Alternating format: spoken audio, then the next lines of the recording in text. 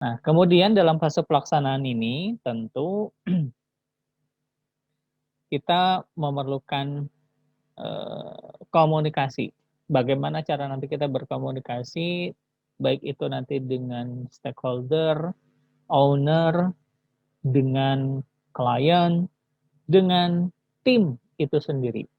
Ya, artinya di sini kita memerlukan semacam ini bagaimana sih caranya kita bisa berkomunikasi dengan baik.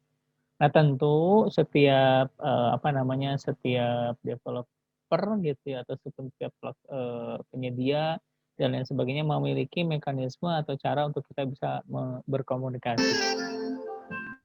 Wah, ada apa nih? Nah, ada yang bocor suaranya. Nah, artinya bahwa nanti selama proses project ini berlangsung, ya artinya kan kita sudah masuk fase implementasi nih atau sudah mulai dikerjain. Nah, bagaimana kita nanti cara melakukan komunikasi, ya baik itu dengan orang-orang yang saya sebutkan, terus kemudian bagaimana kita juga melakukan kontrol, melakukan monitoring terkait dengan proyek yang sedang kita laksanakan. Karena siapa tahu selama proses ini dimungkinkan adanya mungkin konflik atau dimungkinkan adanya sebuah masalah atau problem-problem yang sekiranya terjadi. Salah satu ini diambil sumbernya dari PMBOK ya, PMBOK atau Project Management Body of Knowledge. Referensi ini diambil dari situ. Nah, dan kedua, referensi ini saya juga menggunakan dari tulisannya Pak Romi Satriwahono untuk kita bisa sharing juga. Nah, dalam project salah satu yang juga penting untuk kita manage atau kita kelola yaitu memiliki komunikasi yang baik. Ini memang menurut saya juga salah satu bagian yang cukup penting. Jadi pada beberapa kejadian atau dalam sebuah proyek hal ini bisa juga berdampak atau bisa menyebabkan hal-hal yang namanya juga manusia ya, kita memerlukan diskusi, memerlukan komunikasi karena mungkin tidak tahu bahwa proyek ini sudah sampai mana dan seterusnya. Artinya bahwa nanti kita memerlukan media komunikasi ya, baik kita bisa menyampaikan progres, hasil apa yang sudah kita kerjakan selama proyek ini berlangsung. Nah, bahkan ada beberapa proyek itu salah satu kegagalannya diakibatkan adanya atau buruknya masalah komunikasi ini. Nah, ini juga menjadi sebuah tantangan buat kita. Nah, terutama mungkin harusnya kita itu yang dimaksud adalah orang-orang yang berkecimpung di IT gitu ya, seperti itu. Karena mungkin bisa jadi memiliki kekurangan dalam penyampaian atau berkomunikasi lah bahasanya seperti itu. Ya, terkadang kita mungkin mengerti teknis, ya software, pengembangan software paham atau ngerti gimana caranya bikin software. Tapi mendelivery bagaimana ini bisa diterima oleh customer, oleh klien itu memiliki tantangan tersendiri atau challenge. Nah, ini akan menjadi satu bagian kita bagaimana kita harus mampu menyampaikan hal ini juga dengan baik kepada klien kita atau customer kita. Ya, makanya saya bilang pernah menyampaikan bahwa setiap orang memang harus punya kemampuan untuk menyampaikan presentasi, komunikasi dengan baik gitu ya, seperti itu. Karena kita harus mendelivery dari sisi teknis ini menjadi bagian yang mudah untuk dipahami oleh si klien atau customer. Nah, makanya saya mengharapkan sekali bahwa nanti ketika Anda present itu ya kalau bisa semuanya gitu, semuanya akan present gitu ya. Meskipun bagiannya kecil gitu ya, ada bagian kecil hanya mungkin ya beberapa menit, tapi dia harus mampu gitu untuk mendelivery atau menyampaikan istilahnya secara teknikal itu menjadi bahasa yang mudah dipahami oleh orang. Oke. Okay? Nah, sehingga ini juga mungkin ini kembali ke yang kemarin ya, bukan hanya dari sisi hard skill, tapi saya kira ini adalah masuk ke sisi soft skill, ya kemampuan soft skill yang mungkin harus juga diasah, dikuasai oleh Anda. Bagaimana kita bisa memberikan atau menyampaikan komunikasi dengan baik, ya. Jadi harus karena mungkin di beberapa orang komunikasi ini kadang-kadang gitu ya menjadi sebuah kendala gitu. tidak pas, saya nggak bisa ngomong gitu, nggak bisa bukan nggak bisa ngomong itu arti ini ya, tapi menyampaikan yang teknikal tadi, secara teknis tadi menjadi bahasa yang mudah dipahami oleh orang lain, kira-kira seperti itu ya. Nah, dalam tahapannya ini atau dalam prosesnya ini, hal-hal apa saja yang perlu kita siapkan atau perlu kita identifikasi lah. Ini bagaimana cara nanti kita berkomunikasi. Pertama, kita bisa mengidentifikasi dulu siapa stakeholders-nya atau owner project-nya atau orang-orang yang nanti akan terlibat di dalam project. Ya. Jadi ketika nanti kita melaksanakan project, kita harus tahu nih dulu nih, ini orang-orangnya kayak gimana nih, gitu ya. Klien kita itu kayak gimana nih. Kadang bisa jadi sebelum kita masuk ke teknis, ya hal yang paling pertama akan kita temui ya gimana cara kita diskusi gitu, gimana cara kita menyampaikan, ya mampu nggak kita mendelivery itu, berkomunikasi lah bahasanya kayak gitu ya. Jadi Anda harus tahu karakteristik orangnya kayak gimana nih, bisa diajak ngobrol nggak, bisa diajak bercanda nggak, atau mungkin kita bisa ya TikTok nggak, TikTok mungkin diskusinya bisa lancar atau tidak gitu. Karena itu juga menjadi sebuah tantangan menurut saya ketika kita punya klien yang mungkin sulit untuk menyampaikan dan sebagainya. Ini mungkin bisa menjadi salah satu challenge atau tantangan bagi seorang software analyst gitu ya, atau sistem analis gitu. Ketika dia harus bisa mengambil informasi sebanyak mungkin gitu tentang kebutuhan atau requirement dari si kliennya. Nah, berarti kan dia harus punya kemampuan komunikasi nih, ngomong gitu loh. Ini gimana caranya supaya si klien ini, customer ini mampu menyampaikan ide-idenya, kebutuhan-kebutuhannya itu atau secara bisnisnya ini bisa disampaikan. Kira-kira kayak gitu. Jadi yang pertama kita harus bisa mengidentifikasi stakeholder kita. Ini siapa sih orang-orang yang akan terlibat di situ, gitu ya. Nah itu tentu Anda harus belajar eh, apa namanya, makanya kenapa di tim ini saya bikin grup gitu, bikin kelompok ya supaya kita bisa kolaborasi ya. Anda bisa ngerti teman Anda itu kayak gimana karakteristiknya, ini bisa diajak bercanda nggak, ini orangnya serius nggak, ini orangnya harus gimana gitu ketika kita misalkan mau ngomong kayak gitu ya. Karena kadang bercanda-bercanda dengan teman sih bisa aja, tapi kalau ketemu dengan klien ini bisa dibicarain nggak ya, kayak gitu, seperti itu ya. Yang kedua, bagaimana kita menyusun rencana untuk berkomunikasinya, dalam arti bahwa nanti kalau kita mau diskusi atau mau kayak tadi wawancara ini pakai medianya pakai via apa. Nah kalau sekarang saya kira sih sudah cukup banyak ya, banyak media yang bisa kita gunakan untuk komunikasi ini. Kalau sekarang telepon mungkin udah jarang gitu ya, ataupun telepon udah menggunakan kayak WhatsApp kayak gitu ya, ataupun menggunakan media sosial seperti WhatsApp, Telegram, mungkin ini bisa dijadiin semacam media untuk komunikasinya, atau mungkin via email nanti, atau by phone. Nah ini juga mungkin bisa dijadikan semacam perencanaan. Kira-kira nanti kita komunikasinya pakai apa ya? Bahkan kalau sekarang mungkin dengan situasi dan kondisi yang seperti ini, mungkin kita pakai Zoom, ya, atau misalkan pakai Google Meet, atau misalkan menggunakan Teams dari Microsoft, atau misalkan Webex dari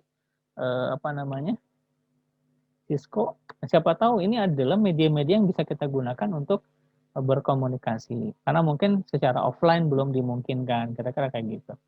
Yang ketiga adalah bagaimana kita bisa mendistribusi informasi. Ya, hal itu tadi sebenarnya kaitannya dengan bagaimana kita media yang kita gunakan. Nah, sekarang bagaimana mendelivery atau mendistribusi informasi ini. Makanya kenapa sih kita bentuk adanya misalkan grup, bikin di WhatsApp atau misalkan di Telegramnya yang pakai grup. Nah, kenapa? Karena ya untuk mempermudah aja nge-broadcast informasi. Cukup sekali kita bikin atau create, informasi udah bisa terdeliver ke orang-orang banyak. Kira-kira kayak gitu. Terus kemudian kita juga bisa mengelola harapan-harapan dari stakeholder, ya. Artinya ini mungkin harus ditangkap oleh seorang business analyst mungkin bahasanya, atau seorang software analyst lah. Ya, jadi business analyst itu nanti ada istilah ya, ada semacam kalau sekarang mungkin juga jadi profesi ya. Business analyst ini yang nanti menjembatani antara orang kebutuhan bisnis dengan nanti kebutuhan misalkan teknologinya. Nah, nanti dibantu juga sama software analyst atau sistem analyst untuk menerjemahkan dari bisnis ini menjadi kebutuhan-kebutuhan teknologinya. Kira-kira seperti itu. Ya.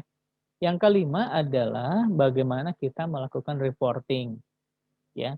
Bagaimana kita mengetahui ini udah sampai mana nih, terus kemudian progresnya udah sampai mana, terus bagaimana kita mengukurnya, udah berapa persen proyek ini sudah berjalan, kira-kira ada kendala apa saja. Nah, itu terkait dengan masalah performance reporting. Nah, seperti yang kemarin minggu lalu saya pernah bilang bahwa kalau bisa Anda sekalian sudah bisa merumuskan Anda mau bikin apa softwarenya, nah kemudian nanti laporkan ke saya on progress-nya. Nah, baru tadi atau kemarin ya, ada beberapa orang yang mungkin sudah menyampaikan hal tersebut. Nah, mungkin setelah kuliah ini nanti saya siapkan folder ya. Foldernya mungkin nanti Anda bisa create sendiri, yang pasti dari saya adalah share folder aja. Nanti masing-masing kelompok silakan membuat foldernya masing-masing. Di sana Anda nanti bisa melaporkan on progress-nya udah sampai mana gitu ya. Kecil apapun silakan nanti disampaikan reportingnya seperti apa. Berupa apa ya? Bisa berupa laporan gitu ya, reporting. Ya, mungkin sementara ini ya laporan aja dulu. Kira-kira sih gitu ya. Karena mungkin saya juga nggak bisa komunikasi satu persatu dengan kelompok gitu, takutnya kan nggak cukup waktu ya. Karena di sini mungkin kelompoknya udah cukup banyak, mungkin lebih dari ada 20 mungkin atau kurang dari 20. Kalau ditanya satu-satu kayaknya habis waktu. Nah, mungkin makanya nanti kita adakan semacam on progress report gitu. Jadi nanti Anda bisa menyampaikan ke saya on progress-nya udah sampai mana atau sudah sampai berapa persen proyeknya sudah dikerjakan. Proyek yang saya maksud adalah tugas ya, tugas akhir atau tugas besar yang tim Anda kerjakan. Kira-kira sih gitu ya. Ini sudah ada yang ngumpulin rekapitulasi kelompoknya, sudah ada. Nanti kita coba lihat ya.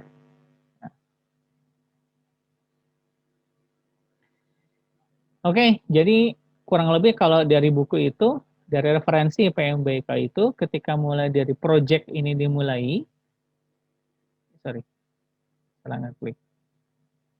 Project ini dimulai sampai dengan akhir, ini step atau stage-nya, gitu ya. Mulai dari inisiasi, perencanaan, eksekusi, sampai monitoring dan controlling. Ya, artinya bagaimana selama rangkaian proses ini, proses komunikasinya itu yang akan dilakukan itu harus seperti apa. Nanti medianya mungkin kita coba liatin gitu. Ini detailingnya. Jadi yang pertama adalah kita mampu mengidentifikasi seorang stakeholder. Ya, jadi mungkin ini salah satu yang diharapkan ya mungkin dari software analis atau bisnis analis sebenarnya. Ya, bagaimana kita mengetahui atau memahami seorang stakeholder, nanti kita coba register dulu. Istilahnya adalah stakeholder register. Ya. Jadi di situ kita nanti mengidentifikasi siapa sih orang-orang yang nanti akan terlibat dalam kegiatannya atau dalam proyek ini. Ya, karakternya orangnya seperti apa? Siapa yang nanti kita harus hubungi? Nomornya, nomor kontaknya akan pakai apa? Pakai telepon biasa atau cuma pakai WA saja atau pakai Telegram saja atau harus cuma cukup email saja atau mau bagaimana komunikasi yang nanti akan digunakan. Yang kedua adalah buat strategi, ya. Bagaimana kita nanti akan menyampaikan progress report? Apakah cukup melalui grup saja, grup misalkan grup WA, ataukah misalkan grup Telegram, ya komunikasinya, ataukah mungkin harus melalui email terus, gitu ya? Ataukah harus melalui meeting? Karena siapa tahu nanti, oh ini harus kita meeting online. Kalau sekarang mungkin pakainya online gitu ya. Oh harus pakai Zoom, harus pakai Google Meet atau Meet. Nah itu mungkin nanti strategi-strategi yang mungkin harus kita siapkan. Ya, mengingat makanya kita bilang bahwa situasi kondisi yang ada saat ini dalam kondisi pandemi, hal ini cukup berpengaruh banyak gitu ya terhadap proses-proses yang berjalan di proyek. Kalau dulu proyek secara fisik mungkin harus ketemu, kita harus pergi dulu ke sana, mungkin nanti kapan, wah cukup seru lah ya, banyak kejadian yang terjadi kalau misalkan secara offline bahasanya. Kalau sekarang mungkin ya ada, ini belum nanti kena macet, belum nanti mungkin ada nggak ada kendaraan, kesananya juga mungkin jauh dan sebagainya. Tapi kalau sekarang mungkin kita cukup duduk manis, ada laptop, kamera, atau misalkan ada internet yang pasti ya, kita sudah bisa melakukan misalkan Zoom meeting atau misalkan meeting online. Kalau sekarang mungkin seperti itu ya strategi-strateginya. Nah, cuma untuk beberapa informasi yang sensitif, yang berharga, mungkin nih mekanismenya mau gimana nih gitu loh. Apakah kita juga harus dalam media yang biasa ataukah menggunakan fasilitas yang lain, kira-kira seperti itu. Nah, ini sebagai contoh bagaimana strategi yang perlu kita siapkan nih. Ya, ini sebagai contoh aja. Kalau kita nanti ngobrol atau ngomong sama owner project, gimana? Kalau nanti kita ketemunya sama supervisornya, gimana? Kalau sama staffnya, staff-staff biasanya itu gimana? Nah, saya kira ini Anda juga perlu belajar ya secara komunikasi nih. Karena setiap orang karena punya level yang berbeda, ya mungkin gayanya juga harus disesuaikan. Ya nggak mungkin kamu ngomong sama direktur ya asal-asal aja atau gue lo gitu, nggak mungkin seperti itu. Tapi kalau Anda misalkan sama staff biasanya ya mungkin pakai bahasa yang lebih ya bisa sebiasa biasa aja atau ya santai, dan itu mungkin masih dimungkinkan. Kira-kira sih kayak gitu. Jadi ini poin saya sebenarnya adalah Anda harus bisa membawa diri Anda ke dalam lingkungan tersebut. Harus adaptable, harus bisa beradaptasi nih. Kira-kira Anda ngobrolnya sama siapa nih gitu. Kamu mau menyampaikan ini sama siapa nih? Orang yang kayak gimana nih yang nanti akan Anda sampaikan materi ini. Ya, terus terang atau pengalaman di challenge kita memang cukup banyak pada saat kita mau menyampaikan. Apalagi nanti Anda mau menyampaikan hal-hal yang sudah sifatnya ke arah teknis nih. Ya. Bicara fungsional, bicara mengenai fitur. Gimana caranya supaya customer kamu atau customer Anda itu paham. Nah, ini menurut saya sih tantangan juga gitu ya. Tantangan tersendiri buat kita supaya misalkan nih, kalau kamu nanti mau ketemu sama owner atau pemilik projectnya, bosnya lah misalkan, kan nggak mungkin ngomongnya hal-hal yang teknisnya terlalu dalam gitu.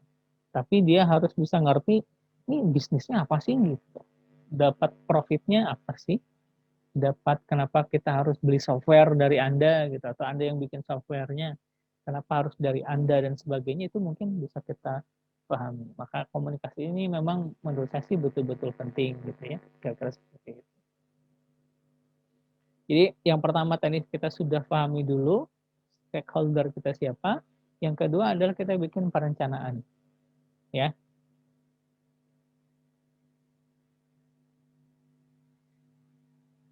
Bagaimana nanti media komunikasi yang akan kita gunakan? Tadi saya udah singgung dan saya udah sampaikan gitu ya. Ini komunikasi ini nanti akan pakai apa? Untuk saat ini mungkin yang cukup populer atau yang banyak kita pakai adalah satu, misalkan menggunakan kayak tadi ya sosial media kayak WhatsApp gitu ya atau Telegram. Nah, kira-kira itu sih yang kalau sekarang kita pakai ya mungkin ada yang lain ada sih. Kalau pakai Slack sih mungkin ada di situ ya sudah include dengan media komunikasinya. Kita chat gitu ya menggunakan fasilitas itu. Nah, yang saat ini berkembang yaitu kalau nggak WhatsApp, Telegram, kemudian kita juga bisa manfaatkan kalau sekarang pakai Zoom, nah, mungkin atau misalkan pakai Google Meet, atau pakai misalkan Microsoft pakai Teams. Nah, itu yang mungkin nanti bisa kita manfaatkan. Ya. Nah, terus bagaimana nanti kita menggunakan format-format yang lain? Siapa tahu email masih butuh, ya. Siapa tahu kita masih membutuhkan email gitu ya, supaya mungkin untuk mengirimkan dokumen, mengirimkan informasi. Atau kalau sekarang mungkin ada yang kita butuhkan pakai cloud gitu ya, kayak semacam misalkan pakai Google Drive seperti itu ya untuk media komunikasi datanya. Nanti data disimpan ya. Nah, contoh nanti yang kita lakukan nih, saya akan mengkreatkan misalkan satu folder menggunakan Google Drive. Ini juga semacam sebenarnya adalah media komunikasi kita juga, ya. Kalau dulu mungkin untuk penyampaian bahan data harus secara misalkan paper, kertas. Kalau sekarang mungkin udah pakai paperless, digital. Bahkan mungkin hanya scan aja atau file. Nah, media penyimpanan ini juga perlu kita pikirkan. Oke, kita nanti nyimpannya di mana nih? Ya, contoh yang mungkin profesional atau yang free lah bahasanya mungkin kita bisa menggunakan G Drive. Tapi G Drive juga ternyata punya keterbatasan. Saya kira sih gitu ya. Mungkin kalau Anda menggunakan yang free, dapatlah mungkin 15 giga kurang lebih ya. Tapi kalau misalkan untuk levelnya udah lebih tinggi kebutuhannya, ya terpaksa Anda harus membeli. Ya, misalkan yang per bulan sekitar 100 giga gitu seperti itu. Ya, itu perlu disiapkan untuk sebagai media komunikasi nanti penyimpanan seperti itu. Nah, kecuali kalau saya nggak tahu ya di level mahasiswa, kalau G Drive Anda itu unlimited atau limited ya? Mungkin ada yang bisa komen. Kalau pakai email unicom.ac.id, itu drive-nya limited atau unlimited? Sempat unlimited Pak, tapi kalau yang baru mah ada limitnya kalau nggak salah. Dikasih limit berapa giga? Kalau yang adik kelas tuh kalau nggak salah 100 giga gitu ya, atau 150 gitu. Yang di kelas dikasih ya, mahasiswa dikasih ya. Ya, cuman kalau yang angkatan kita mah unlimited. Oh, angkatan Anda unlimited. Iya. Oh, oke. Okay. Karena Anda memang udah bayar. Jadi itu termasuk kalau memang itu ya, pasti sudah termasuk include pada saat Anda bayar. Jadi Anda bisa memanfaatkan Google Drive. Cuma saya nggak tahu nih kalau Anda sudah lulus pada masih dibuka atau enggak ya. Mudah-mudahan sih masih dibuka ya. Iya. Kami juga dapat sih, dosen dapat sih untuk layanan penyimpanan gitu ya. Mungkin ya unlimited juga sih. Tapi mungkin kalau nanti Anda coba aja. Karena saya juga dulu pernah ada kerjaan nyimpannya di Google Drive gitu. Dan kita harus sewa pada saat itu ya karena kebutuhannya cukup banyak. Yang pasti sih kalau nyimpan yang gede-gede ya kayak video yang pasti ya. Data video waktu itu kita kebutuhannya adalah data video. Jadi hasil survei karena ada bentuk dokumentasi. Nah, itu hasil videonya nanti kita simpan di drive supaya bisa diakses bersama. Nah, kira-kira seperti itu. Nah, jadi ini pun saya kira media komunikasi ini juga untuk cukup penting untuk diperhatikan saat ini. Kira-kira kita akan nyimpannya di mana nih? Misalkan pakai contoh aja G Drive gitu ya. Atau mau contoh yang lain, misalkan pakai Dropbox atau misalkan pakai Box atau misalkan pakai layanan-layanan yang lain. Ya, itu saya kira sih nanti bisa kita sesuaikan. Atau Anda nanti mau menggunakan software, dalam satu software itu bisa terintegrasi dengan berbagai macam platform, misalkan kayak Slack, kemudian Atlassian, itu mungkin sudah cukup lengkap gitu ya, kita bisa integrasikan dengan berbagai macam kebutuhan, baik dari komunikasi, media penyimpanan, dan macam-macam, gitu ya. Oke, terus kemudian pada saat kita berkomunikasi, ini kira-kira kebutuhannya akan seperti apa? Nah, kalau kemarin kan kita sudah singgung sedikit dalam pelaporan, nih bentuk laporannya ada formatnya nggak kira-kira? Itu juga harus diketahui sama Anda. Kalau nanti sama customer atau klien ya, kira-kira klien memberikan format tertentu nggak? Nah, kalau tidak ada, berarti kita bisa menyediakan format sesuai kebutuhan kita. Nah, tapi kalau misalkan si customer-nya udah kasih, ya Anda harus ikut. Ya. Format, terus kemudian isi, konten, kemudian kedalaman atau leveling dari detail informasinya sampai mana, itu juga perlu kita perhatikan. Ya. Kemudian siapa saja yang nanti akan dapat informasi, siapa tahu nanti informasinya diklasifikasi. Oh, kalau level pimpinan mungkin harus lebih dalam, harus lebih global, misalkan gitu ya, yang besarnya aja. Tapi untuk yang staff ya mungkin harus detail, atau sebaliknya ya, harus detail ataupun mungkin nanti secukupnya aja. Nah, terus kemudian metode ataupun teknologi apa yang nanti akan kita gunakan untuk menyampaikan atau mendelivery tersebut. Kayak tadi lah ya, kayak penyimpanan nih mau pakai apa, Kalau mau komunikasi nanti bisa pakai apa. Kemudian seberapa intens kita komunikasi, nah ini juga mungkin perlu di plankan atau rencanakan. Nah, karena siapa tahu nih, ada orang-orang yang mungkin 1 kali 24 jam, ada yang kayak gitu ya, siapa tahu ya, dia nggak tahu waktu, tengah malam telepon kalau kebutuhannya mendesak gitu ya. Atau kita kasih batas waktu, saya terima telepon misalkan sampai jam 6 sore, setelah itu mau di-off-kan, nah itu berarti Anda harus tahu diri gitu. Kapan Anda mau ngasih pesan. Nah, sebenarnya ini juga salah satu bentuk ini ya, pelajaran ke Anda ke depan gitu ya. Ketika misalkan Anda menggunakan message melalui WhatsApp, Telegram, apapun itu mediasinya, bahasa itu sangat penting gitu ya. Bahasa itu penting untuk dipahami. Kamu ngomong sama siapa nih? Kamu ngomong sama yang lebih senior, yang lebih usianya lebih tua dari Anda, ataukah ngobrol dengan sesama, ataukah ngobrol nanti dengan di bawah Anda, itu bahasa tolong diperhatikan ya. Dan bikin sejelas mungkin kalau nanti kita mau berkomunikasi. Karena kadang ada orang yang mungkin nggak mau diganggu gitu jam sekian sampai jam sekian ada gitu ya. Ada yang mungkin harus permisi dulu, ada yang mungkin tiba-tiba kalau telepon langsung, ada yang begitu, ada nggak masalah. Macam-macam ini juga mungkin harus kamu perhatikan dan pelajari. Tapi poinnya attitude, cara tingkah laku, menyampaikan bahasa itu penting juga. Contoh nih, maaf-maaf gitu ya. Kadang kita juga suka lihat ya di beberapa kejadian seperti yang lalu, mahasiswa yang ingin konsultasi sama dosen gitu. Atau mahasiswa yang mau tanya sama dosen gitu misalkan ya. Ini mungkin buat Anda perlu ditanamkan adanya memiliki cara beretika atau bertutur kata yang baik itu harus seperti apa. Kira-kira sih gitu ya. Ada yang suka mahasiswa nanya atau misalkan kadang suka apa nggak kelunuan dulu gitu. Itu mungkin yang agak kurang enak gitu ya. Contoh kalau kita mungkin kalau dari Islam diawali dengan kata assalamualaikum gitu. Tapi kalau yang lain mungkin mau halo selamat pagi atau selamat pagi selamat malam mohon maaf mengganggu itu hal-hal yang kecil tapi harusnya Anda belajar gitu. Kenapa? Karena ya Anda akan komunikasi sama siapa nih orang gitu. Kalau sesama teman Anda sih nggak masalah kali ya. What's up bro gitu. Halo mas bro atau misalkan kalau sana apa bro lagi apa tuh apa bahasanya mungkin nggak masalah. Tapi kalau sama klien ya tolong diperhatikan lah gitu ya. Terus kapan Anda mau diskusi atau komunikasinya juga perlu ditanyain dulu. Jangan-jangan orang lagi meeting, jangan-jangan orang lagi presentasi gitu. Macam-macam lah. Oke.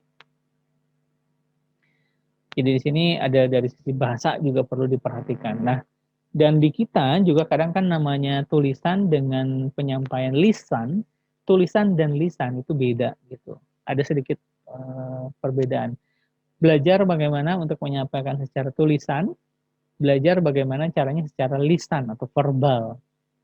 Ya, kadang tulisan ini kadang suka salah dimaknai atau dipahami ya kalau Anda nggak menyampaikannya dengan baik. Ya, padahal maksudnya apa, tapi karena nulisnya seperti itu dianggapnya jadi apa? Ada prasangka, duga dan macam-macam. Ya, ada orang yang mungkin nulis pakai huruf kapital semua nggak di kelas ini. Mudah-mudahan nggak ada ya. Atau diwarna-warni gitu. Ya, mudah-mudahan kalau ke teman-teman Anda sih nggak masalah ya, tapi ke klien mungkin butuh butuh penyesuaian. Terus bagaimana kita mendistribusi informasi? Tadi saya sudah singgung sedikit, mungkin saat ini lebih mudah gitu ya kita mendistribusi informasi. Anda udah bisa pakai WhatsApp group, Anda bisa pakai Telegram, email group mungkin atau istilahnya pakai grup lah ya. Itu bisa lebih cepat untuk bisa delivery informasi. Nah, teknologinya tadi sudah saya singgung juga ya. Saya kira sih itu ya komunikasi sekarang yang paling banyak dipakai. Ataupun kalau tadi mendistribusi informasinya lewat kayak gini pakai Zoom ya bisa aja ya. Kalau sekarang mungkin mediasinya lebih mudah, lebih banyak. Gitu. Ini contoh aja kita lewatin. Nah, catatan kalau ini sih Yang tadi saya udah kasih contoh ya. Jadi mungkin dari sisi bahasa tolong diperhatikan. Dari sisi waktu, timely manner juga perlu diperhitungkan gitu ya. Kapan sih Anda baiknya kalau mau nge-WhatsApp gitu? Mau dosen kah atau klien Anda kah?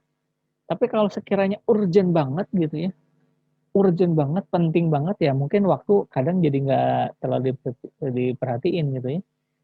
Pernah kan saya kasih contoh, misalkan istri saya dikabarin jam 3 pagi atau setengah 4 pagi gitu, karena kebutuhan dia gitu. Setengah 4 pagi sudah ada yang ngabarin, atau jam 4 sudah nelpon, jam 4 pagi ya, karena kebutuhannya misalkan mendadak banget harus. Kebetulan waktu itu kejadiannya adalah di ini ya, ada orang yang sakit dan macam-macam lah, misalkan kayak gitu. Jam 4 pagi ditelepon, lagi ngobrol ini gimana, ada pengantaran dan macam-macam lah gitu ya. Kalau sekiranya seperti itu ya mungkin waktu, nggak ada waktu gitu. 1 kali 24 jam itu yang tadi saya bilang. Kalau yang memang orangnya sibuk banget. Tapi kalau misalkan Anda mau ngobrol sama dosen atau mau konsultasi ya mungkin Anda tahu waktu lah kapan Anda harus bisa mendeliver itu. Ya.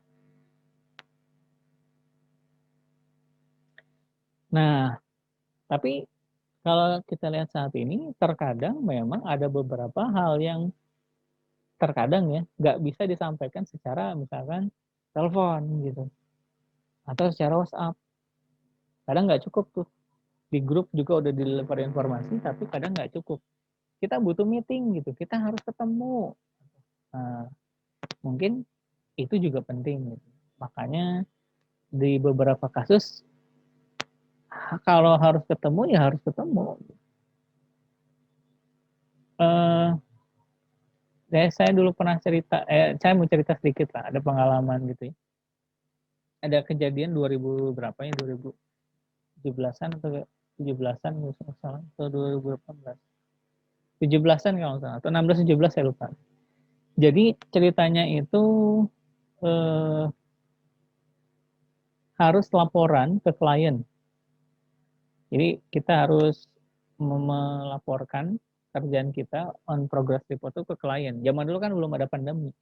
Cuma saat itu ada kejadian asap kalau nggak salah. Jadi tempatnya di Jambi. Jadi ceritanya ini kliennya di Jambi. Nah, kejadiannya waktu itu adalah di Jambi itu kena asap atau ada kebakaran hutan yang seperti itu. Jadi asapnya banyak gitu. Nah, sehingga mengakibatkan eh, pesawat nggak bisa landing di bandaranya. Nah, jadi nggak bisa landing di bandara. Saya lupa nama bandaranya. Nah, cuman si kliennya istilahnya sangat sangat ini banget gitu. Bapak harus datang gitu, Bapak harus hadir, Bapak harus menyampaikan atau merepost secara langsung. Nah, padahal kita udah nolak ya, udah wah ini Pak nggak bisa dapat tiket, terus kemudian bandara di sana juga ditutup, pas gimana? Akhirnya karena saking harus ininya melaporkan, dikasih alternatif sama konsultan sananya, Bapak ke ini aja, ke Palembang dulu aja. Jadi ceritanya dibeliin tiket ke Palembang jadinya. Jadi lewat darat dari Palembang sampai ke Jambi. Nah itu cerita pengalaman lah ya. Karena saking kejadiannya harus istilahnya face to face, menyampaikan secara langsung gitu. Gak bisa. Kalau zaman itu mungkin kayak Zoom itu kan belum belum terkenal sekarang gitu ya. Kalau sekarang mungkin bisa saja kalau dengan jauh kayak gitu kayak Zoom mungkin bisa jadi gitu. Kalau dulu karena nggak ada fasilitas itu, istilahnya pakai virtual ya, conference kayak gitu ya masih terbatas ya, harus ketemu langsung. Nah itu mungkin salah satu contoh saking pentingnya harus ketemu ya, cari alternatif rute harus sampai ke sana gitu. Jadi saya pun pernah mengalami dari Palembang harus jalan lewat darat ke Jambi malam-malam lagi gitu kan, wah luar biasa pengalamannya. Nah jadi ada beberapa bahwa dalam proyek itu kita memang harus ketemu langsung sama klien gitu ya, harus bisa menyampaikan ini seperti apa nih kira-kira nih, karena mungkin kalau di telepon aja nggak cukup ya, takutnya ada salah pemahaman atau salah dalam penangkapan gitu ya, menangkap informasi apa yang dibutuhkan dan macam-macam, maka kita butuh ketemu atau diskusi langsung. Dan saya kira kadang kita pun mungkin pakai Zoom seperti ini, pakai Zoom gitu ya, meskipun pakai Zoom, ya terkadang ada yang nggak cukup juga gitu, nggak cukup juga pakai yang kayak model online. Tetap kita mungkin harus butuh secara face to face, ketemu langsung gitu. Ada yang memang mengharuskan seperti itu. Tapi kalau kalau dalam situasi kondisi yang kayak begini, kalau sekiranya memang masih pakai Zoom dimungkinkan, ya kita pakai ini. Tapi memang kalau harus ketemu, ya kita mungkin harus ketemu seperti itu, ya. Kalau yang di bawah ini sebenarnya hasil riset gitu ya, bahwa 58% itu komunikasi itu melalui body language kayak gitu ya, supaya kita tahu gestur, gerakan, terus kemudian ekspresi wajah, muka, terus ya itulah pakai seperti itu ya.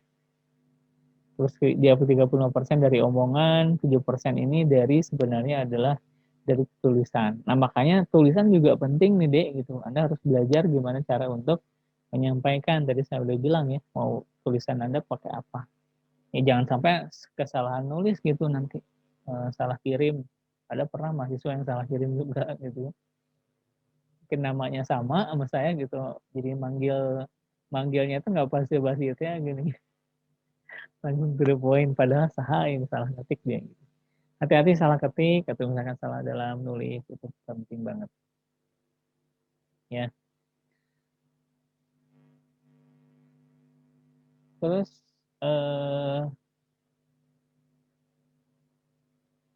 berapa lama kita perlu diskusi, terus apa yang perlu kita diskusikan, kita sambil duduk atau misalkan kita harus berdiri dan sebagainya, itu juga mungkin perlu dipelajari lah ya. Cuman kalau kalau di kita kebanyakan mungkin duduk lebih banyak gitu, lebih banyak duduk kalau kita ya. Nah, cuman saya pernah punya pengalaman juga waktu itu, pada saat kita presentasi, saya berdiri gitu. Pada saat presentasi saya berdiri. Itu juga bisa membuat ini ya, apa namanya, bagaimana kita bisa berinteraksi dengan klien kita. Pernah. Bocor. Jadi mungkin suatu saat kamu presentasi boleh berdiri gitu. Karena untuk misalkan ingin semua fokus ke Anda gitu. Oh, ini orang ingin menyampaikan sesuatu, ya udah saya berdiri aja. Bisa seperti itu. Ya meskipun saat ini orang kebanyakan mungkin kalau meeting duduk gitu, kebanyakan meeting duduk. Ya. Nah, itu juga menambah bagaimana kita ingin mendelivery atau menyampaikan sesuatu. Jadi caranya bisa macam-macam ya. Bagaimana kita untuk interaksi ini supaya lebih baik gitu ya. Kalau mau dapat fokus ya kamu berdiri nih gitu ya. Supaya orang memandang ke kamu lebih jelas, kemudian apa yang mau disampaikan Anda bisa pakai gestur dan macam-macam. Tapi kalau kebanyakan di ruangan, kebanyakan sih duduk gitu ya. Tapi nggak ada salahnya juga kalau Anda mau berdiri. Oke. Yang penting kita dapat poinnya. Jadi untuk apa nanti kita melakukan kayak tadi semacam interaksinya gitu ya. Nah, ini contoh choice media-media yang nanti bisa Anda gunakan. Ini kalau ini mungkin based by itu ya, based dari referensi. Bisa menggunakan hard copy itu ya, kayak tulis dokumen, kertas gitu ya, telepon, voicemail, email, meeting, website, dan macam-macam. Ini media-media saya yang bisa kita gunakan. Tapi kalau tadi yang saya sebutkan sih mungkin yang sekarang sedang berjalan, kayak gitu. Oke, sampai sini ada yang mau tanya dulu mungkin?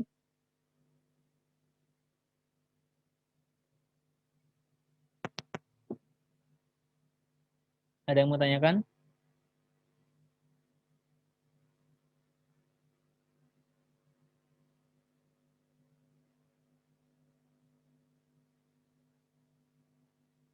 Belum ya?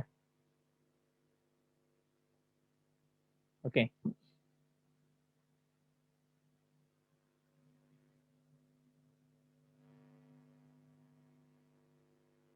Nah, cuma yang mungkin sekarang cukup menarik adalah bagaimana kita bisa mendelivery atau menyampaikan informasi dengan baik, gitu, berkomunikasi dengan baik kepada orang-orang dengan kondisi pandemi yang seperti ini, gitu. Mungkin itu aja sih menurut saya ya. Makanya kan kolaborasi nih, contoh kolaborasi. Kayak Anda kolaborasi sama teman Anda mungkin nih. Nah, saya mungkin supaya bisa kelihatan ya, coba kita tanya deh. Bagaimana media komunikasi yang Anda lakukan dengan teman-teman Anda? Kamu caranya pakai apa aja? Itu ya. Nah, kalau tidak salah, oke, mungkin saya tanya dulu aja deh. Eh, timnya udah masukin kan ini F8. Nah, kita lihat ya.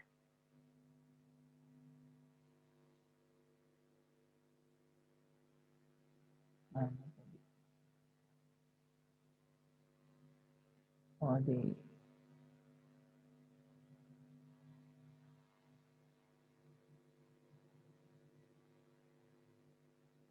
ini hasilnya nih. Oke.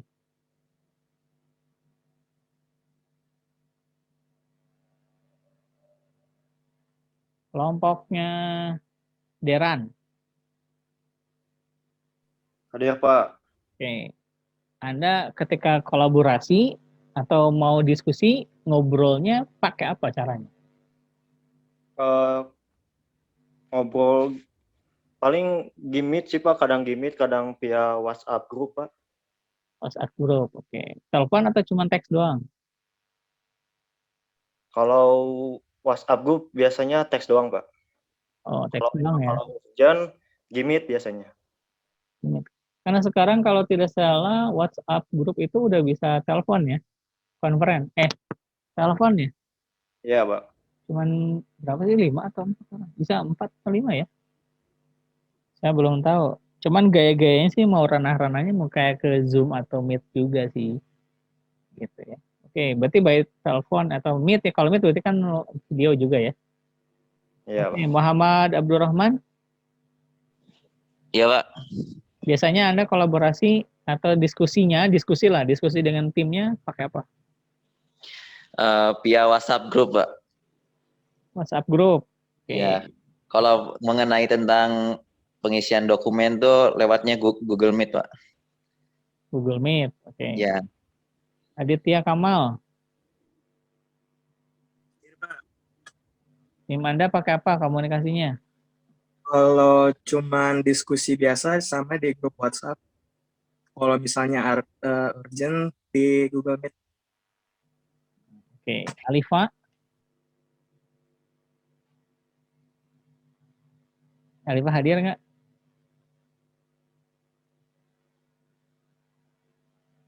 Atau timnya Alifa, Rizky, Saiful. Hadir, Pak. Oke, tim Anda Hadir, gimana Pak. komunikasinya? Kalau tim kita biasanya menggunakan Zoom, kalau enggak Google Meet, tapi kemarin Google Meet Pak kita, soalnya nggak ada limitnya. Nggak ada limitnya. Iya. Oke, Gian,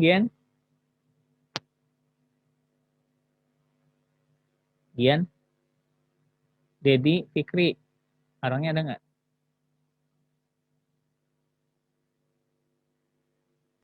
Gian mic-nya rusak, Pak. Oh, mic-nya rusak. Ini siapa yang ngomong nih? Andre, Pak. Hah? Dedi, Muhammad Fikri, Muhammad Rifali. Orang-orang itu ada nggak?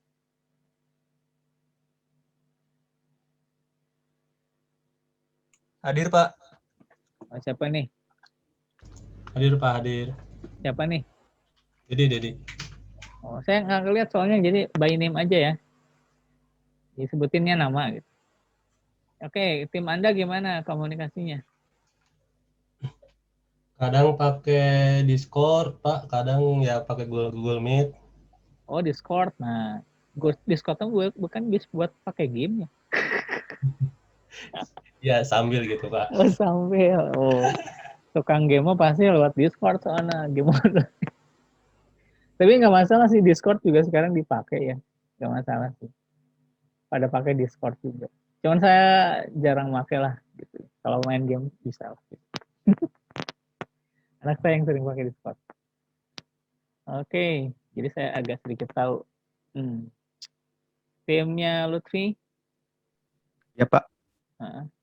pakai WhatsApp dan Google Meet Pak. WhatsApp sama Google Meet. Oke.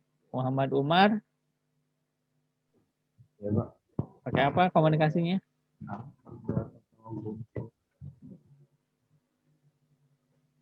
Hah? Suaranya hilang. Pakai WhatsApp sama Google Meet. WhatsApp, Google Meet. Muhammad Fairuz.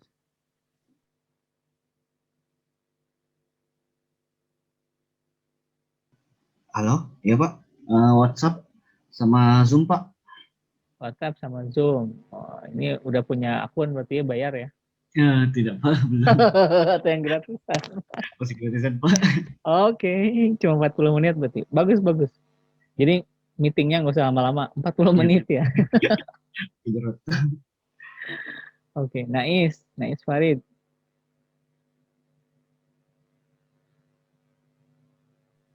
Nais, oke. Di WA Pak, sama ketemu langsung sih Pak. Kebetulan juga satu kosan. WA ngapain lu kalau satu kosan? sama yang nggak satu kosan gitu. Oh gitu, oke. Iya nggak apa-apa. Next, Dani Kurnia.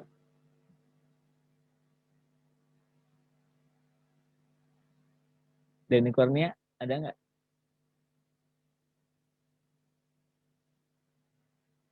Atau Firman, Rasi?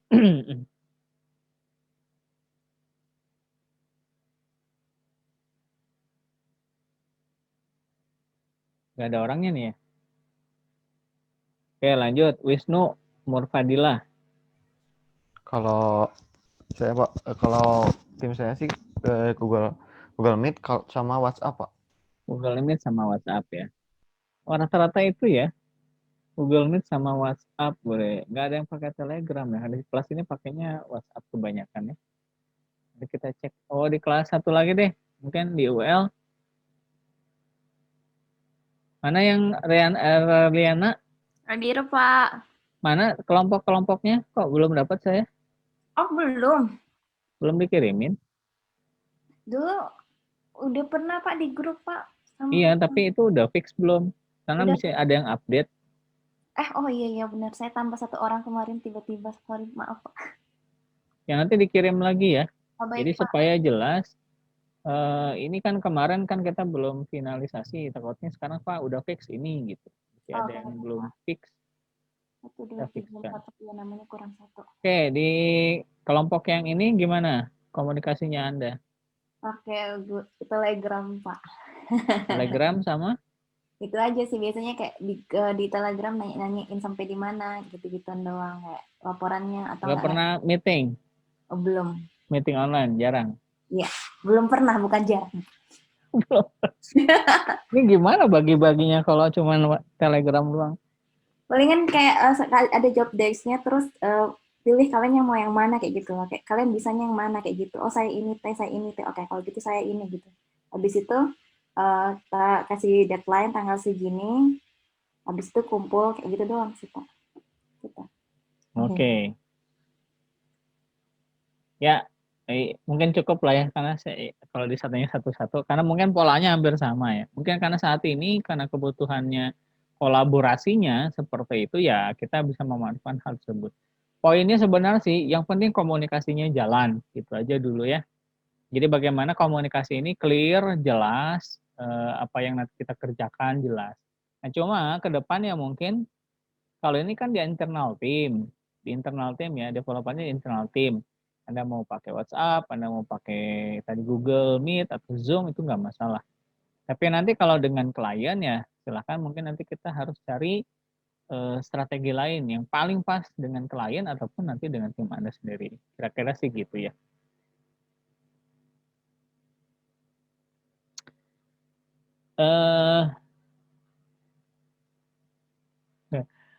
Ini sebenarnya ini menurut saya tulisan bahasan ini sebenarnya bagaimana kita bisa memahami karakteristik dari setiap individu pada saat nanti kita mungkin berkomunikasi. Ya artinya namanya juga tim kebentuk itu kan nggak dalam 1 hari 2 hari ya. Mungkin kayak tadi kalau timnya Reliana mungkin hanya cukup dengan Telegram berkomunikasinya ya silakan aja gitu ya. Dengan tulisan-tulisan itu aja mungkin udah cukup ya silakan aja. Tapi untuk beberapa bagian saya kira sih kalau saya dengan tim saya mungkin nggak cukup gitu ya kalau hanya by tekstual aja.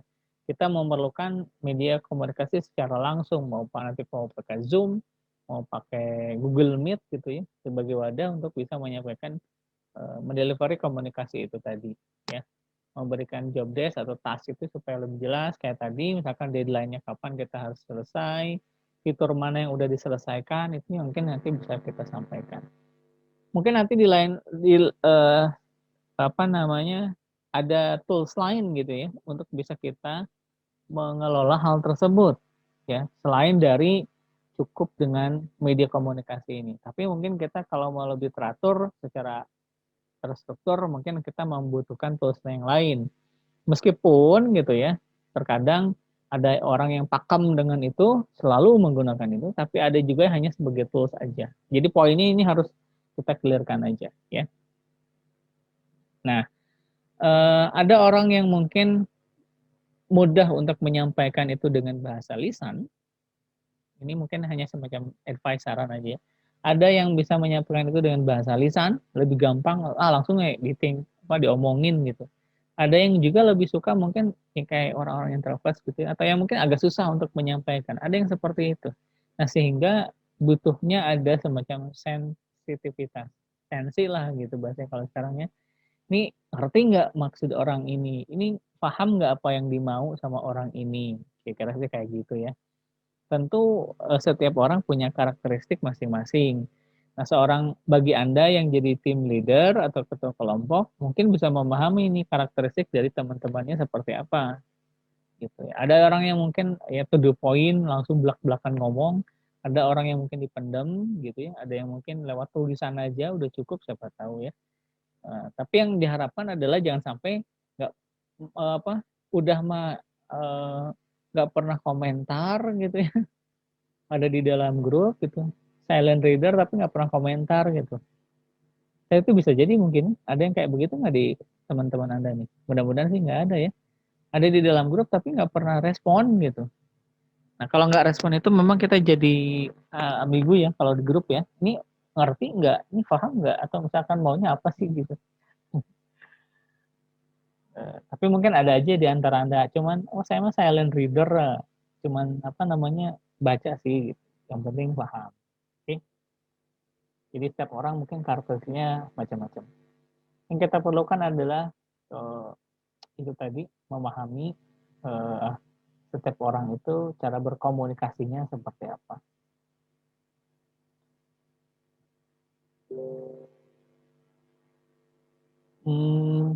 Mudah-mudahan sih di kelas ini sudah tidak ada lagi terjadi ini kan Anda berasal dari berbagai macam daerah gitu ya. Meskipun saya kira sih kebanyakan dari Jawa Barat atau Bandung lah khususnya mungkin ya. Siapa tahu ada yang dari luar daerah mungkin. Ada yang masih mengalami kesulitan bahasa nggak? Kayaknya nggak ada ya. Kita bahasanya udah satu frekuensi kan. Gitu ya. Mudah-mudahan sih kalau masalah bahasa nggak ada ya. Nah, cuma kalau saya cerita mah mungkin ini dengan klien nih, klien yang mungkin beda daerah. Nih contoh ya, dulu pernah kalau yang seru tuh cukup banyak sih bahasa yang pernah saya coba ini. Yang belum saya pernah ketemu langsung itu memang orang Papua sebenarnya. Jadi belum pernah sampai ke sono gitu ya, ke Papua belum. Nah, cuman kalau kayak ke Aceh, pernah ke Aceh, ngomongnya Aceh udah ngerti. Bukan ngerti sih, logatnya kayak gitu ya. Kalimantan pernah gitu. Sulawesi pernah. Jadi sesama kalau di Indonesia mungkin sih kita nggak terlalu bermasalah kali ya. Selama kita menggunakan bahasa Indonesia kayaknya aman-aman aja gitu. Ya, kecuali kalau mungkin beda bahasa. Nah, kalau klien dari luar sih kayaknya saya belum gitu ya. Orang luar belum. Cuman karena kalau beda bahasa yang dengan luar itu ya mungkin komunikasi aja sih sebenarnya. Maka saya harapkan sih, bukan harapan, Anda kan diminta atau dituntut untuk bisa berbahasa Inggris minimal kayak gitu ya. Karena siapa tahu klien-klien Anda mungkin nanti orang luar negeri gitu ya. Supaya kamu nanti ngomongnya bisa lancar sama orang Inggris.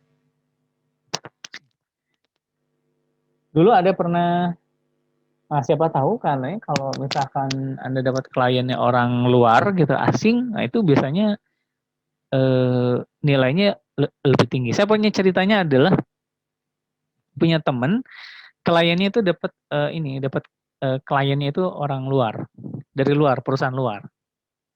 Nah itu istilahnya bahasanya gitu ya, salary-nya bagus banget gitu loh. Ya mungkin dari sisi istilahnya bukan manly ya, man days bahasanya, man days.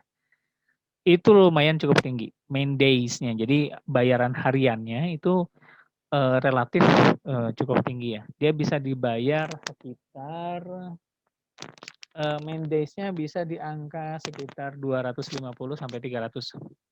250 sampai 300 dolar. Lumayan kan?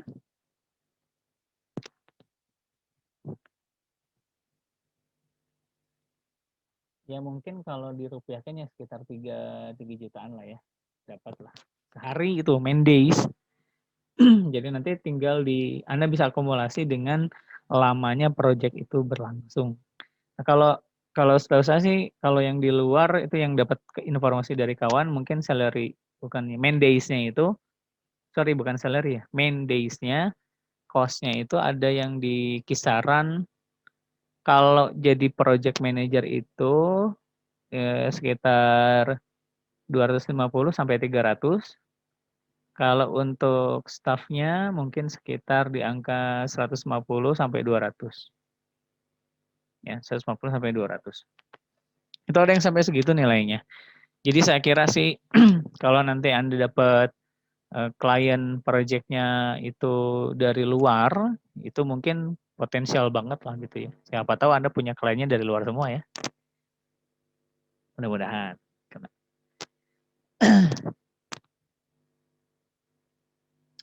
Oke, jadi mungkin salah satunya itu dari sisi bahasa sih. Makanya mau tidak mau, saya kira sih bahasa jadi penting ya kalau sekarang. Sebenarnya ada yang cukup menarik dari bahasa ini. Kalau Anda tahu YouTuber namanya siapa, Vicky Naki, kemarin sih populer banget tuh anaknya. Ada yang tahu fansnya Vicky Naki? Mungkin di sini ada nggak? Benar Vicky Naki ya? Vicky kalau salah ya? Benar nggak sih?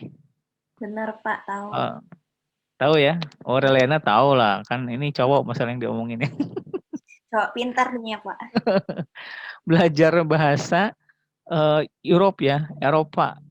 Cuma lihat dari apa sih TV apa namanya kemarin tuh ya? TV apa sih yang suka jadi cek, bukan YouTube sih dia ininya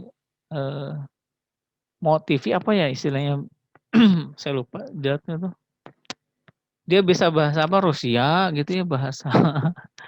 Cuman maksudnya belajarnya secara otodidak gitu. Nah mungkin bisa jadi untuk anak zaman now ini kayaknya kursusnya itu bisa macam-macam gitu. Cuma nonton Netflix setiap hari siapa tahu jadi jago ngomong bahasa Inggris kali. Ada yang suka nonton Netflix setiap hari nggak nih? Serial gitu. Atau ada yang nonton drakor? Nonton Pak drakor. Fikri Pak. Annyeonghaseyo. Tuh bisa kan? Jadi lama-lama mungkin karena ini ya, lama-lama orang alam bawah sadarnya itu mau nggak mau kayak si Reliana mungkin ngomong annyeonghaseyo-nya udah lebih fasih gitu daripada yang lain.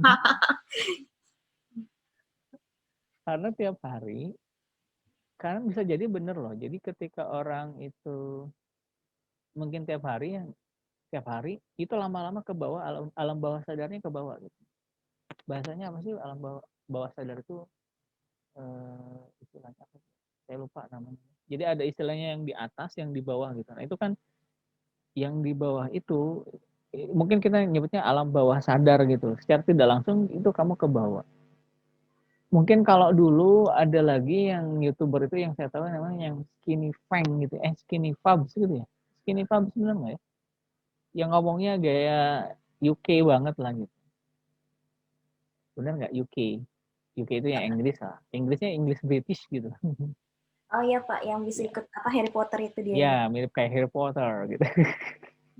Belajarnya cuma hanya nonton Harry Potter mulu gitu, atau dengerin ya dengerin aja, cuma dengerin. Tapi mungkin ya memang punya bakat juga kali ya.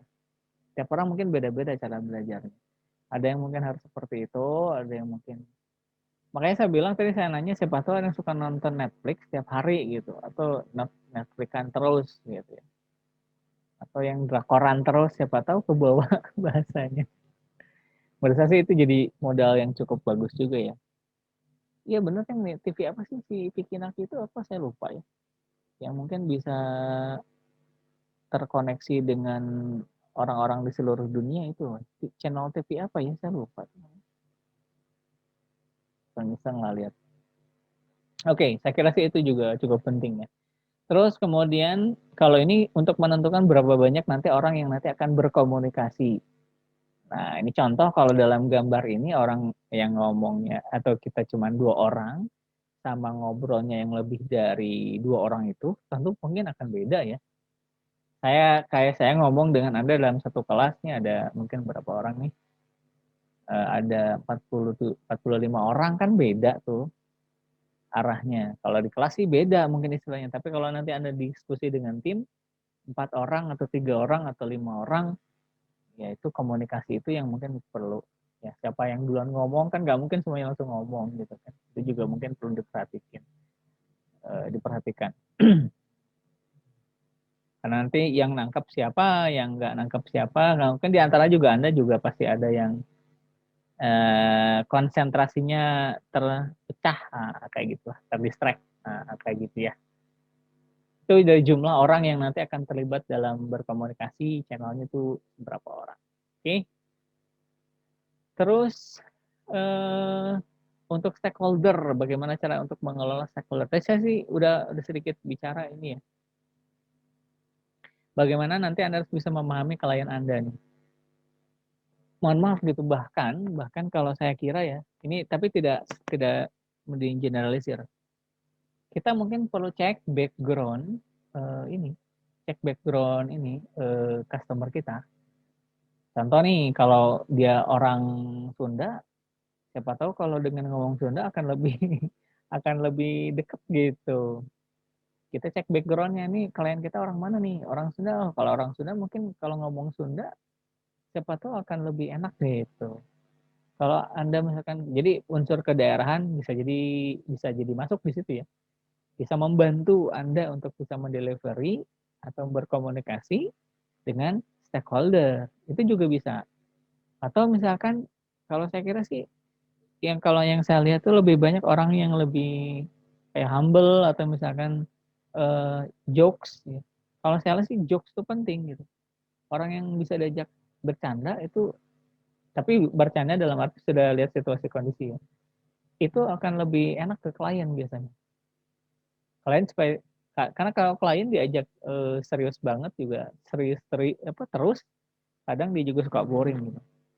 Makanya mungkin Anda bisa sisipin dengan jokes atau misalkan canda-candaan yang mungkin bisa masuk sama dia gitu. Tapi perhatiin juga ya, kan siapa tahu kamu tuh punya klien yang lebih tua gitu, atau lebih senior, atau lebih itulah gitu, senior ya, lebih berpengalaman atau usia. Nah mungkin kamu harus juga bisa bawa diri gitu. Kira-kira kalau mau jokes atau bercanda kayak gimana, atau mau dari sisi bahasa, nah ini kalau bahasa kayak gimana gitu ya, ngobrolnya atau ngomongnya itu harus gimana ya. Ini penting ya.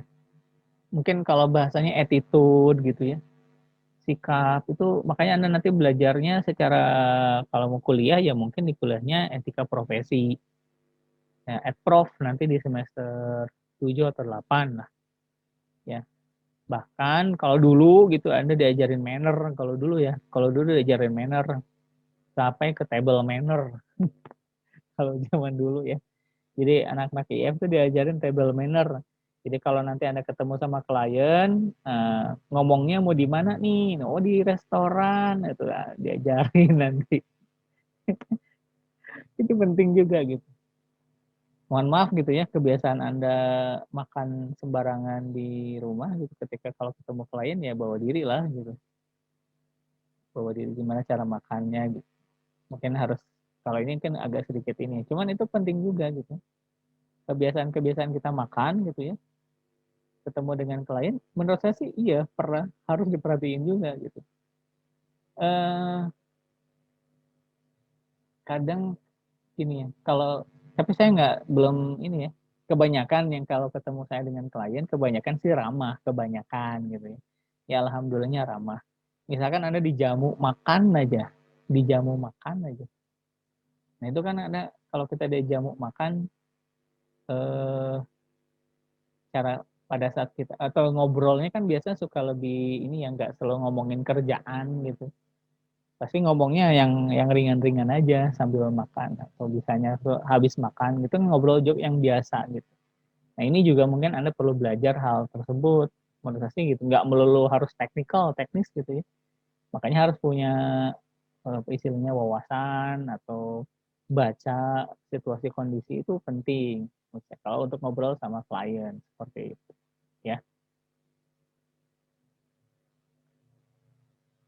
Oke, kalau kita lihat ini, saya kira sih kalau nanti sama ngobrol klien, terutama gitu ya, untuk yang pengantar awal atau kayak tadi ya pada saat kita jamuan, makan, itu kan ngobrolin pasti bukan masalah ini ya, bukan masalah kerjaan biasanya. Biasanya kita ngobrolin hal-hal yang lain gitu. Nah itu juga ada kaitannya yang tadi saya bilang, ya wawasan itu memang akan ya mungkin bahasanya akan diuji gitu ya. Kamu tahu apa gitu, kamu banyak tahunya enggak, atau pengetahuannya cuman gitu doang gitu. Nah itu bisa kelihatan nanti pada saat kita lagi ngobrol santai kayak gitu. Makanya ya boleh lah gitu ya, Anda nonton Netflix, tapi mungkin Netflixnya yang mana gitu. Boleh lah drakor, karena siapa tahu loh Anda bisa nyambung itu gara-gara sering nonton drakor. Beneran. Apalagi kalau ibu-ibu ya atau cewek ya. Kalau udah ngobrolin drakor pasti cepat nyambung deh. Yakin saya. Beberapa klien kalau ngobrol drakor tuh kalau kliennya yang itu pasti nyambung gitu. Ya karena mungkin sefrekuensi. Jadi Anda mungkin siapa tahu, atau yang games gitu. Yang games juga ada klien yang suka main games. Kalau Anda sering main games itu bisa cepat nyambung ngobrolnya. Gitu.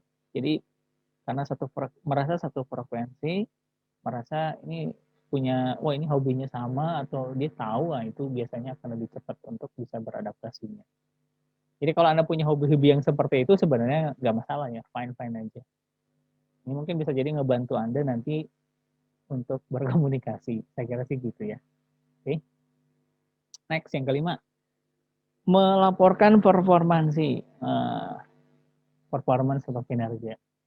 Nah ini sebenarnya juga ini penting juga buat Anda ya, untuk bisa, makanya saya bilang sekarang kita coba ngeliatin on progress report-nya udah sampai mana nih, supaya bisa ketahuan aja Anda tuh udah kerja sampai mana gitu.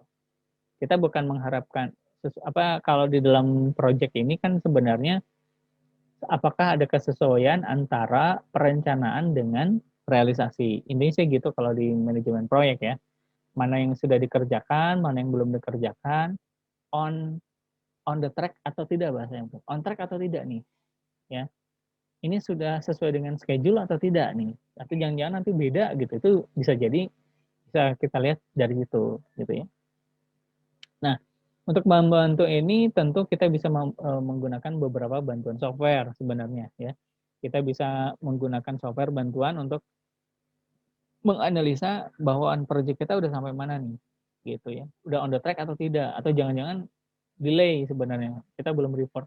Nah report ini membantu Anda untuk menjelaskan kepada, misalnya kalau nanti Anda klien sama klien nih, kira-kira pekerjaan Anda udah selesai berapa persen gitu ya.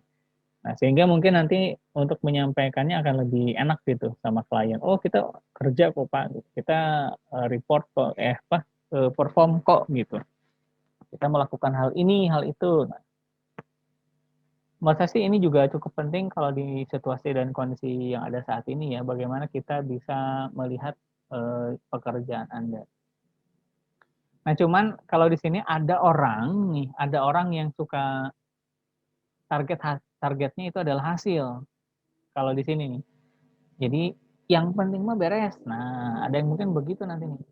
Pokoknya mah beres lah gitu kerjaannya. Nah, ada yang kayak begitu juga ada. Tapi di sisi klien itu kadang suka jadi masalah gitu. karena mungkin dia tidak tahu proses gitu. Ini benar nggak kerjanya atau gimana? Nah itu sebenarnya untuk membantu kita dan klien juga bahwa pekerjaan ini dikerjakan dengan baik atau tidak. Nah kalau ada orang yang di antara Anda itu yang suka pokoknya mah beres gitu ya, hasilnya beres, nah dan sebagainya, ya mungkin orientasinya selalu pada output atau hasil. Nah padahal ada orang yang juga kurang serak dengan tiba-tiba hasil gitu. Ya, ada yang juga pengen tahu prosesnya. Nah oleh sebab itu Anda juga perlu melaporkan gitu. Kalau saran saya sih mungkin reporting akan lebih bagus. Laporin aja on progress-nya. Jadi supaya tahu aja. Kita sama-sama sepakati lah misalkan. Pokoknya pekerjaan itu selesai. Nah, tapi kita kasih semacam laporan itu untuk tahu existing atau kondisinya Anda udah sampai mana. Kesulitan nggak sebenarnya? Atau mana yang udah dikerjain, mana yang belum. Nggak masalah sih sebenarnya. Ya, saya kira sih ini penting buat Anda juga. Ya, untuk bisa memprediksi gitu kira-kira berapa lama lagi pekerjaan akan selesai atau tidak. Maka nanti biasanya suka ada pelaporan ini dikasih termin, dikasih waktu ya. Kalau contoh yang lagi ongoing saya minta progresnya 10 kali report tuh. Waduh, berarti kan berapa bulan itu saya bikin report gitu. Ada yang reportingnya per 3 bulan, ada 3 bulan ya. 3 bulan sekali ada. Ada yang mungkin 1 bulan sekali monthly report ada yang kayak gitu. Yang penting sih sebenarnya on progress untuk bisa ketahuan pekerjaannya ngapain aja. Oke, next berikutnya ini adalah, nah sekarang kalau dalam komunikasi itu kadang terjadi hal-hal yang di luar dugaan atau yang tidak kita harapkan. Misalkan ada konflik, ya. Nih, saya harap sih mudah-mudahan di antara Anda nggak ada yang konflik ya. Ada yang konflik nggak? Contoh nih, misalkan ada orang atau teman Anda yang nggak pernah kontribusi, susah dihubungi, atau nggak pernah ngasih report gitu. Ada nggak? Mudah-mudahan nggak ada ya. Ada nggak? Pak, si Anu nggak pernah kontribusi, susah dihubungi, nggak pernah respon. Sakarapna wae. Cuma gue gitu. Saka hayangna, siapa tahu ya. Mudah-mudahan sih nggak ada ya di antara Anda nih. Mudah-mudahan. Tapi kalaupun ada, itu gimana gitu yang harus kamu solusikan atau cari penyelesaiannya. Makanya disebut dengan manage konflik. Karena salah satu hal yang cukup menurut saya gitu ya. Menurut saya yang wise adalah ya komunikasi yang baik sih. Ya kalau nanti Anda masalah, baiknya sih dibicarakan, baiknya dibicarakan. Gitu, ya. Sehingga nanti mungkin ini satu saat kalau Anda sering saya seperti itu, mudah-mudahan komunikasinya lebih baik lagi, ya. Nah, Pak, kalau sekarang oh iya, saya juga Anda juga harus mengerti karakteristik antara laki-laki dengan perempuan. Betul. Misalkan gini nih, kamu lagi konflik, kamu harus lihat nih, kalau perempuan biasanya kalau konflik gimana, kalau laki-laki biasanya gimana. Karena ada apa ya, unsur contoh misalkan kalau perempuan baperan gitu, misal gitu. Baperan. Nah, jadi kalau misalkan Anda langsung tiba-tiba pengen ngomong atau ngobrol selesaikan, mungkin kamu harus lihat situasi dan kondisi dulu gitu. Bukannya mau meredam masalah malah tiba-tiba nyalah tambah runyem gitu. Jadi kamu harus juga lihat ininya lah situasi dan kondisinya. Kalau salah saya sih gitu. Tapi siapa tahu laki-laki juga ada yang kayak gitu ya. Ada yang baperan nggak di kelas ini?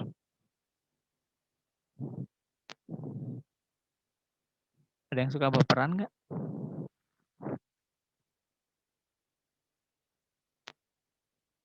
Atau pada baperan?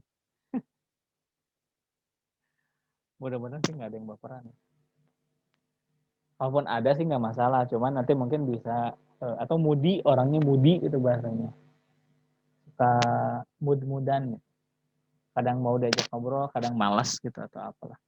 Nah, ini menurut saya sih perlu ini juga perlu dipelajari dalam menyelesaikan sebuah problem atau konflik, ya.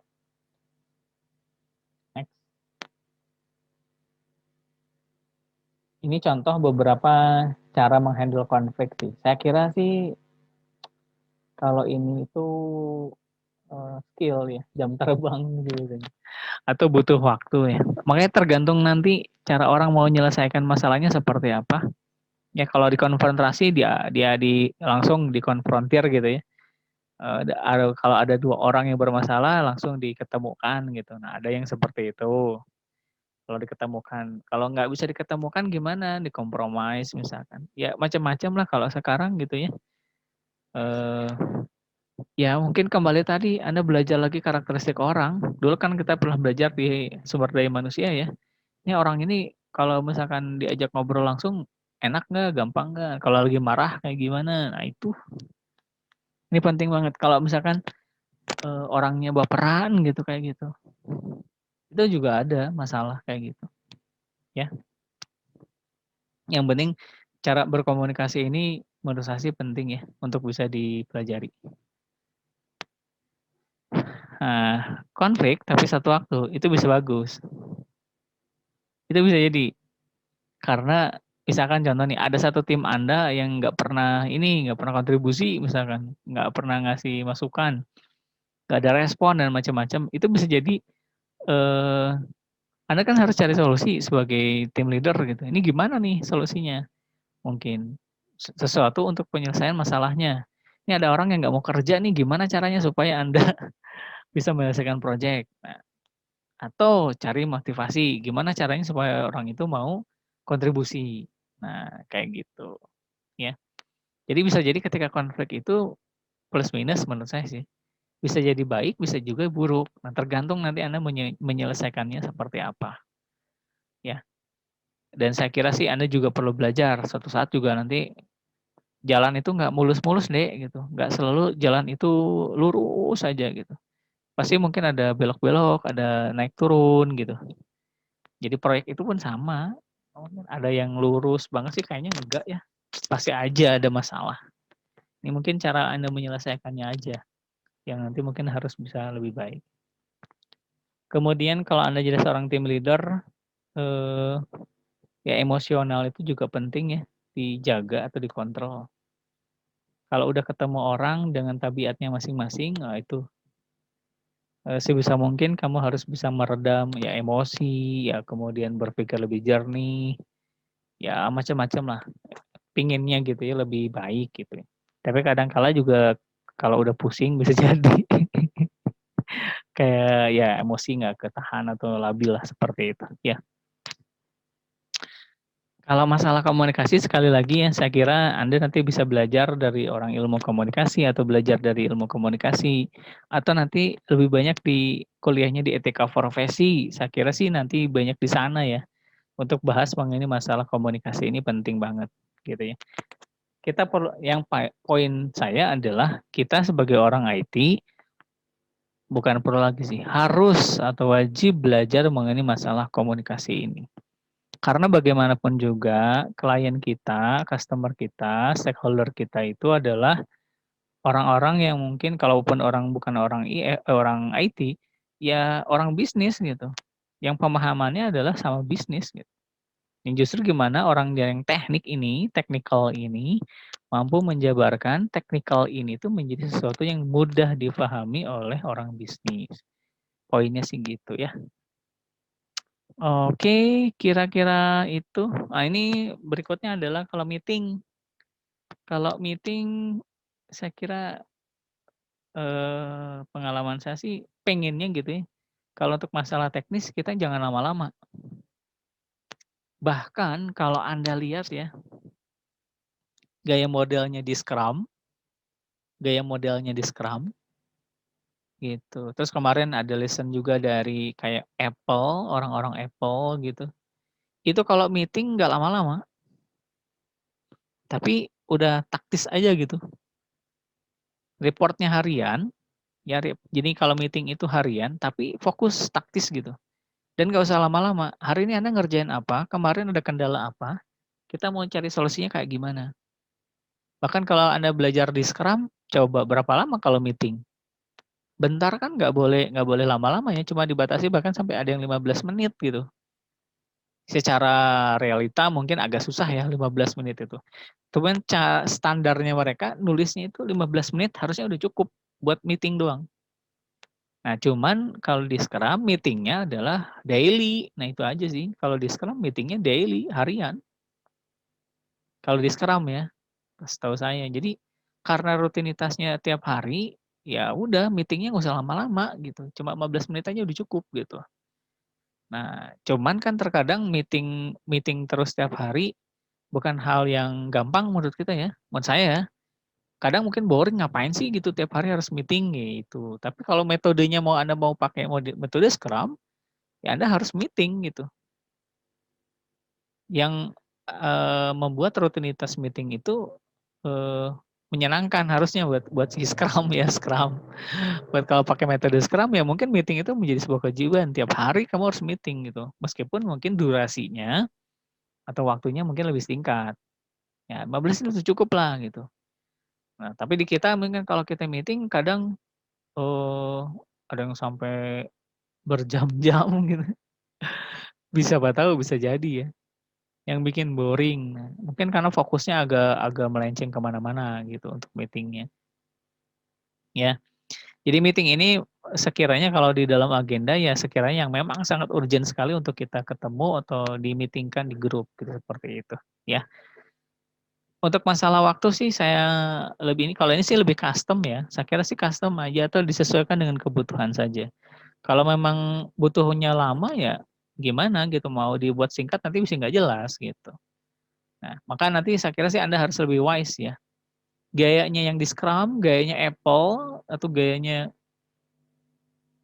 perusahaan mana lagi ya, yang mungkin membuat rutinitas meeting, tapi meetingnya fokus, kemudian waktunya juga nggak lama-lama, yang membuat akan lebih fokusnya kerja, work aja gitu.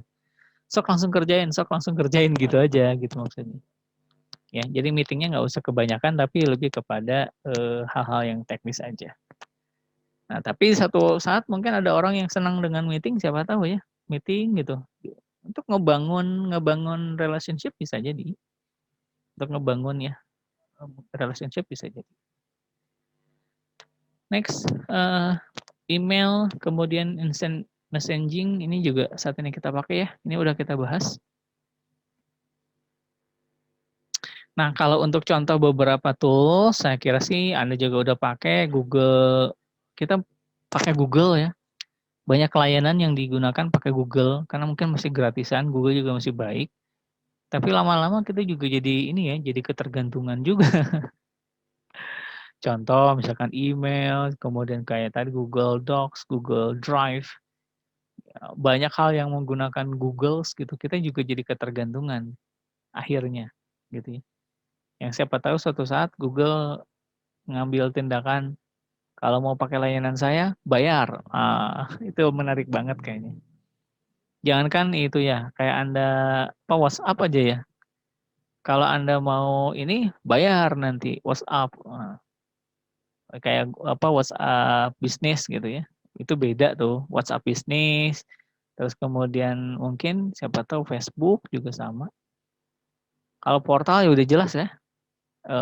Kayak misalkan kayak tadi Slack gitu, Slack.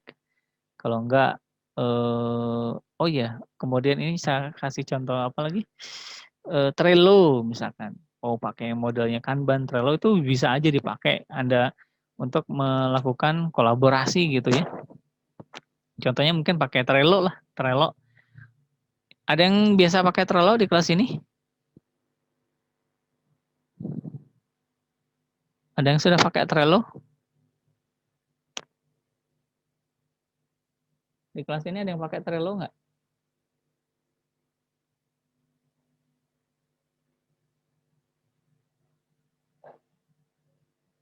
Halo?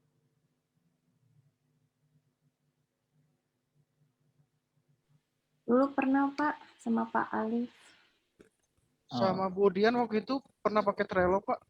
Oh iya, pada dipakai nggak? Dulu pakai. Cuman pas kerjain proyeknya aja, Pak. Sekarang mah Pak. Memang habit, kebiasaan itu berpengaruh. Betul. Kita sih kasih tahu, saranin gitu. Tapi kalau tidak menjadi kebiasaan, saya kira sih agak susah ya. Contoh nih, kami aja, saya gitu ya, di PTSI misalkan harus pakai Trello. Iya sih dipakai Trello-nya, cuman kadang karena tidak terbiasa, jadi mengisinya itu menjadi sesuatu hal yang, karena sebenarnya itu untuk manajemen aja sih. Gitu. Kayak tadi mungkin gaya orang masing-masing beda-beda, cuman kalau Anda bisa mau ngelihat progresnya, Trello bisa aja dipakai gitu. Ya. Jadi kalau mungkin kalau udah yang pernah lihat pakai Trello ya silakan lihat lagi lah gaya Trello. Mumpung masih free gitu ya. Kalau sekarang mah mungkin Anda suka lihat manday.com. Pernah lihat nggak manday.com? Iklannya banyak banget di Google Ads. How to work monday.com. Itu di aplikasi-aplikasi yang mungkin bisa Anda gunakan untuk manage project Anda gitu ya. Monday.com. Terus mungkin kayak Atlassian. Itu juga pada satu aplikasi yang istilahnya terintegrasi lah. Berbagai macam fitur kita bisa integrasikan dengan fitur-fitur lain, email, ya chat, ya drive, ya macam-macam kayak gitulah. Ya. Cuman kembali itu tadi habit atau kebiasaan kita itu terbiasa nggak menggunakan hal tersebut. Makanya kalau tadi Pak saya cukup dengan WhatsApp grup ya silahkan aja gitu. Karena ujung-ujungnya jadi kayak gitu lagi kan. Kita mah udah terbiasa pakai WhatsApp. Atau misalkan Anda terbiasa pakai Telegram nggak? Kalau yang nggak terbiasa pakai Telegram mungkin malas gitu atau gimana karena nggak kebiasaan gitu aja sih. Ya. Atau nanti pakai tool software lain misalkan pakai Project, Microsoft Project ya kalau kebiasaan sih nggak masalah gitu. Tapi kalau nggak dibiasain ya agak susah juga. Gitu. Jadi poinnya kalau untuk yang menggunakan tools ini sebenarnya adalah bagaimana kita berkolaborasi untuk berkomunikasi dengan mereka. Ya. Ini kalau ini contohnya kan pakai Microsoft Project ya, saya kira. Atau misalkan mau pakai Project Libre yang open source ya bisa aja untuk maintenance atau mantau yang kayak gini. Tapi kalau yang sekarang lagi dipakai ya kayak monday.com. Nah, itu juga, tapi layanannya kan ya berbayar ya, bagian berbayar. Banyak yang kayak gitulah. Oke, ini contoh untuk progress report, ngapain aja, mau berapa kali Anda progress report, nah itu juga nanti bisa dicatat. Poinnya di sini adalah ada pencatatan yang cukup rapih gitu ya, progress atau pekerjaan tersebut. Itu, terus saya kira itu aja sih. Ada yang mau ditanyakan?